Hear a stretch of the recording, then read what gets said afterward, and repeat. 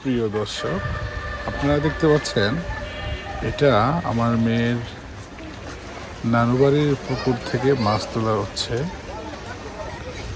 এই পুকুরে অনেক ভালো ভালো মাছ আছে, আর মূলত অন্য অন্য যারা পজেটে মাছ চাষ করে এখানে ওরকম সিস্টেম না। এটা যেহেতু একটা ঘরোয়া পুকুর, নিজেদের খাবারের মাছ এখানে চাষ করা হয়, সেই ক্ষেত্রে এখানে যে আপনার মাছের খাবারগুলো আছে খুবই ভালো মানের খাবার দেওয়া হয়, যার কারণে এই পুকুরের মাছগুলো এগুলোতে কোনো গন্ধ থাকে না। যেগুলো পজেট থেকে চাষ করা হয় বা একটু বাজে ধরনের খাবার খাওয়ানো হয়, সেগুলো থেকে কিন্তু রান্না করার পরে বা মাছ কাটার সময় মোটামুটি একটা বাজে স্মেল আসে। আর যেগুলা ঘরোয়াভাবে যেসব পুকুরগুলো হয়, সেখানে আসলে বিক্রির জন্য না, নিজেরাই খাওয়ার জন্য মাছ চাষ করে।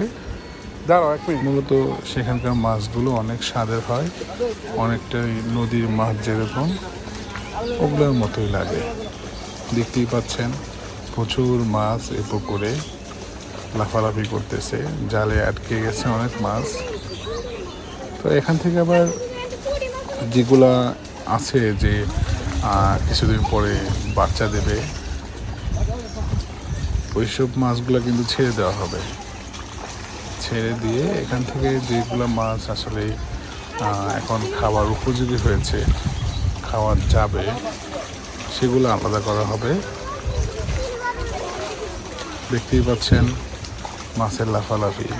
আসলে গ্রামে আসলে এইসব প্রকৃতি সুন্দর যে দৃশ্যগুলো আছে এগুলো দেখলে মন ভরে যায়। প্রচুর মাছ উঠেছে।